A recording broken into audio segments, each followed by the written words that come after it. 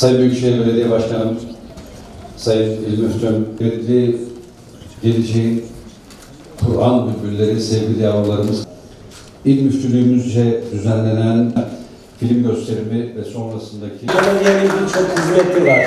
Şehri yeniden ayağa kaldırıyoruz, yollar yapıyoruz, tesisler yapıyoruz, spor tesisleri yapıyoruz, kültürel faaliyetler yapıyoruz ama hakikaten en keyif aldığım şey sizlerle beraber olmak. Bizim geleceğimiz zaten sizlersiniz. Geleceği şehrinde şekillendirecek, insanlığı, toplumu şekillendirecek sizin gibi gençler. Şimdi müftülüğümüzle birlikte birçok faaliyetimiz var. Her alanda birlikte çalışıyoruz. Birçok çalışmalar var. Biz bunları çocuklar daha da arttıracağız inşallah. Bunu ilk defa burada telaffuz ediyorum. Feribotlarımızla biz sizleri bir feribot seferiyle barajda bir tekne turu yapacağız. Çocuklar hepinizin gözlerinden öpüyorum.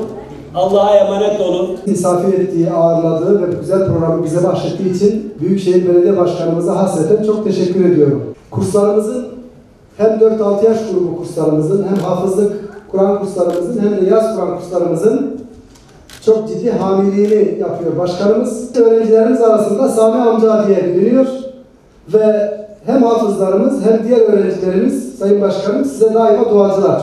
Biz 2 senedir, geçen sene ilkini, bu sene de ikincisini düzenlediğimiz bir yaz kampımız var. Bu sene 4 okulumuzda 2 kız, 2 erkek yurdumuzda öğrencilerimizi bir ay misafir ediyoruz.